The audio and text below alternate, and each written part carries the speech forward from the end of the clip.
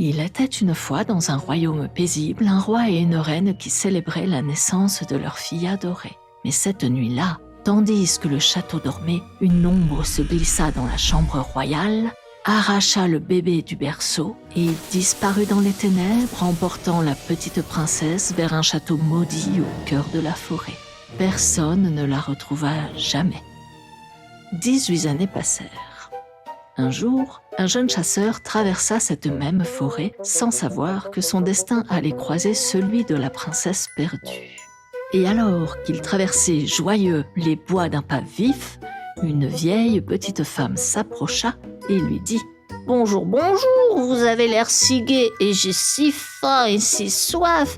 Je vous prie de me donner quelque chose à manger. » Le chasseur, pris de pitié, mit la main dans sa poche et lui donna ce qu'il possédait. Puis il voulut reprendre son chemin, mais elle le retint. « Écoute, mon ami, ce que je vais te dire. Je te récompenserai pour ta bonté. Va, et peu après, tu trouveras un arbre où tu verras 9 oiseaux perchés sur un manteau. Tire au milieu d'eux, et l'un d'eux tombera raide mort. Le manteau tombera aussi. Prends-le, c'est un manteau magique.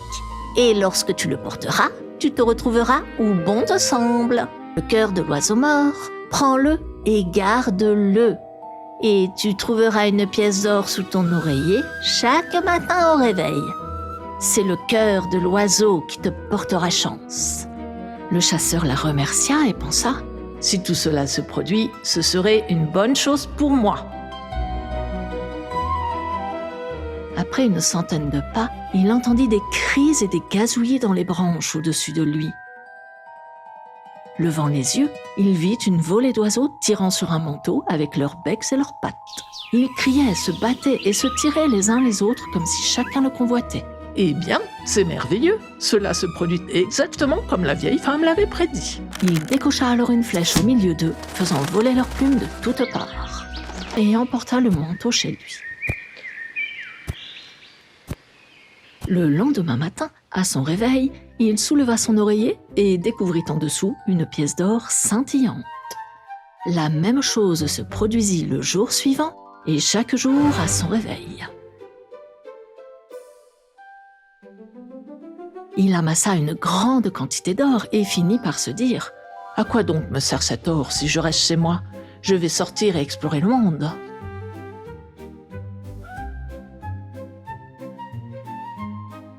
Alors il prit congé de ses amis et reprit son chemin.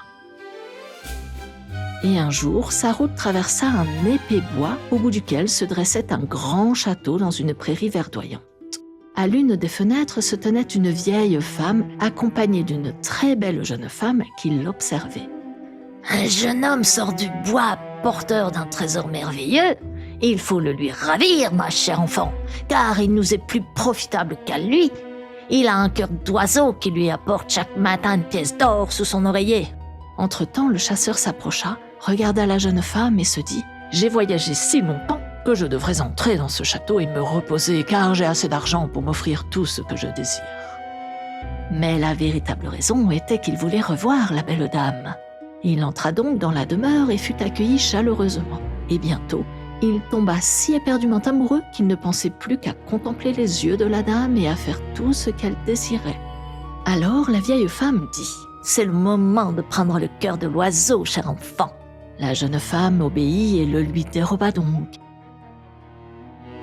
Et il ne retrouva plus jamais d'or sous son oreiller, car l'argent se trouvait désormais sous celui de la belle. Et la vieille sorcière le lui prenait chaque matin. Mais il était si amoureux qu'il ne regretta jamais son trésor. « Eh bien, nous avons le cœur de l'oiseau, mais pas encore le manteau magique, et il nous le faut absolument. » « Laissons-le lui, il a déjà perdu toute sa fortune. » Alors la sorcière se mit en colère. « Un tel manteau est une chose très rare et merveilleuse, il me la faut absolument. » Elle fit donc ce que la vieille femme lui avait dit, s'assit à la fenêtre, contempla la campagne et parut très triste. Le chasseur lui demanda alors « Qu'est-ce qui vous rend si triste ?»« Hélas, cher monsieur, là-bas se trouve le rocher de granit où poussent tous les diamants précieux. Et je désire tellement y aller que chaque fois que j'y pense, je ne peux m'empêcher d'être triste car qui peut l'atteindre? Seuls les oiseaux et les mouches. L'homme ne le peut pas. Si c'est là tout votre chagrin, je vous y emmènerai de tout mon cœur. Il la tira donc sous son manteau, et au moment où il souhaita se trouver sur la montagne de granit, ils s'y trouvèrent tous les deux. Les diamants scintillaient de toutes parts et, ravis par ce spectacle, ils ramassèrent les plus beaux. Mais depuis son château, la vieille sorcière l'endormit profondément. Asseyons-nous un peu, reposons-nous, je suis si fatiguée, je ne peux plus rester debout. Ils s'assirent donc et il posa la tête sur les genoux de la belle femme et s'endormit. Et tandis qu'il dormait encore, elle prit le manteau de ses épaules, le mit sur elle, ramassa les diamants et souhaita retourner chez elle.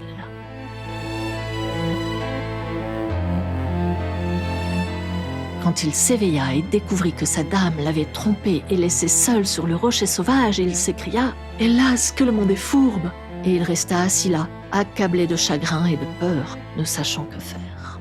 Or, ce rocher appartenait à de féroces géants qui y vivaient. Et comme il en vit 3 arpenter les environs, il se dit « Je ne peux me sauver qu'en faisant semblant de dormir. » Il s'allongea donc comme s'il dormait profondément. Lorsque les géants s'approchèrent de lui, le premier le poussa du pied. « Quel est ce ver qui gît là, recroquevillé? Écrase-le et tue-le! Ce n'est pas la peine, laisse-le vivre, il ira grimper plus haut sur la montagne et un nuage viendra l'emporter. » Et ils passèrent leur chemin. Mais le chasseur avait tout entendu. Et dès qu'ils furent partis, il grimpa au sommet de la montagne et, comme il s'y était assis un court instant, un nuage roula autour de lui, l'emporta dans un tourbillon et le transporta pendant un certain temps, jusqu'à ce qu'il le dépose dans un jardin où il tomba tout doucement au sol parmi les herbes et les choux. Il regarda alors autour de lui. « Si seulement j'avais quelque chose à manger, mais je ne vois ni pommes, ni poires, ni aucun fruit, rien que des légumes. » Finalement, il se dit « Je peux manger de la salade, cela me rafraîchira et me fortifiera. » Il choisit donc une belle tête et en mangea. Mais à peine avait-il avalé 2 bouchées qu'il se sentit complètement transformé et vit avec horreur qu'il était devenu un âne. Cependant, il avait encore très faim et la salade était délicieuse, alors il continua d'en manger jusqu'à ce qu'il arrive à une autre salade. Et à peine y avait-il goûté qu'il sentit une autre transformation s'opérer en lui. Et il vit bientôt qu'il avait eu la chance de retrouver sa forme humaine. Il s'allongea alors et dormit un peu pour se remettre de toutes les épreuves qu'il venait de traverser. Le lendemain matin, à son réveil, il coupa une tête de bonne salade et une de la mauvaise, et se dit « Cela me portera chance et me permettra de me venger de la trahison de certaines. » Il partit donc à la recherche du château de ses fausses amies, et après avoir marché quelques jours, il le trouva enfin. Il se barbouilla alors le visage de brun, si bien que sa mère elle-même ne l'aurait pas reconnu.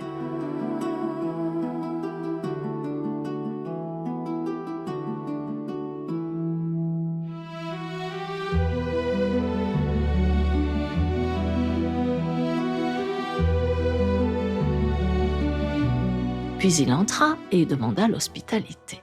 « Je suis si fatigué que je ne peux plus avancer. »« Paysan, qui es-tu et que fais-tu » Je suis un simple fils dévoué qui a parcouru le monde à la recherche d'une salade magique pour sauver sa propre mère. J'ai enfin trouvé cette salade miraculeuse. Celui qui la mange obtient tout ce qu'il désire. Mais elle n'est pas pour moi, non.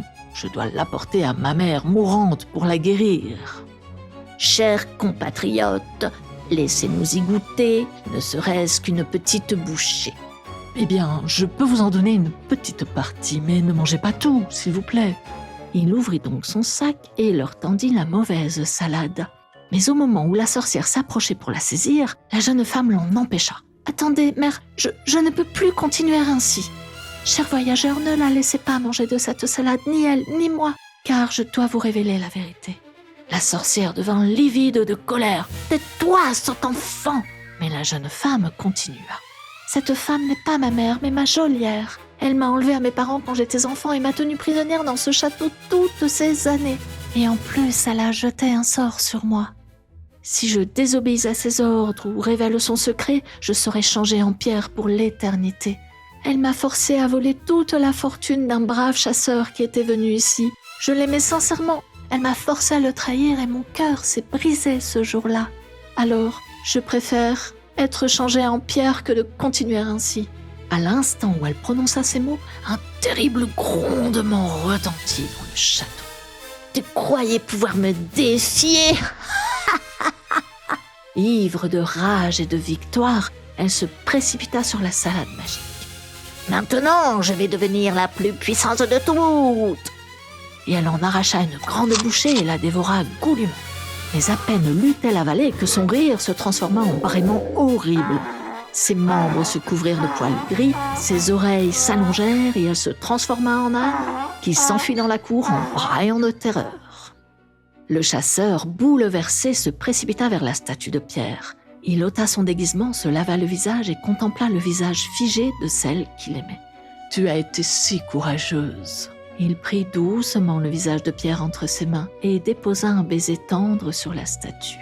Et à l'instant où ses lèvres touchèrent la pierre, une lumière dorée éclatante jaillit du cœur de la statue.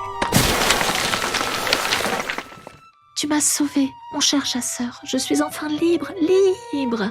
Et elle dansa de bonheur, entraînant avec lui le chasseur. « Pourras-tu jamais me pardonner ?» « Il n'y a rien à pardonner, oh, que je suis heureux !»« Viens, allons chercher le manteau à souhait et le cœur d'oiseau. » Ils montèrent au cabinet où se trouvaient les objets magiques. Mais quand la jeune femme tendit le manteau et le cœur au chasseur pour le lui rendre, il secoua la tête en souriant. « Garde le cœur d'oiseau, car désormais nous partagerons tout. Quant au manteau, il nous sera utile pour retrouver ta vraie famille. » Ils enveloppèrent l'âne gris dans une couverture et le confièrent à un fermier bienveillant, en lui demandant de le traiter avec douceur, car même les méchants méritent une chance de rédemption. Puis, enveloppés dans le manteau magique, ils souhaitèrent se retrouver au royaume natal de la jeune femme. Et en un instant, ils se trouvèrent devant un magnifique château où un roi et une reine, vieillis par le chagrin, pleuraient encore leur fille disparue depuis si longtemps. Quand ils reconnurent leur enfant perdu, leur joie fut si grande que tout le royaume fit la fête pendant 7 jours et 7 nuits. Le chasseur et la princesse, car c'était bien une princesse, se marièrent lors d'une cérémonie magnifique.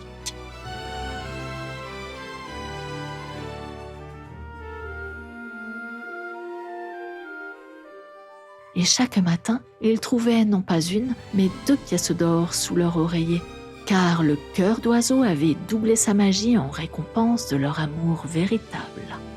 Ils régnèrent avec sagesse et bonté sur le royaume, n'oubliant jamais les épreuves qu'ils avaient traversées. Et quant à la vieille sorcière transformée en âne, on dit qu'après de nombreuses années de travail humble au moulin, elle retrouva sa forme humaine, mais cette fois avec un cœur repenti. Et le chasseur et sa princesse vécurent heureux, entourés d'enfants joyeux, jusqu'à la fin de leur jour.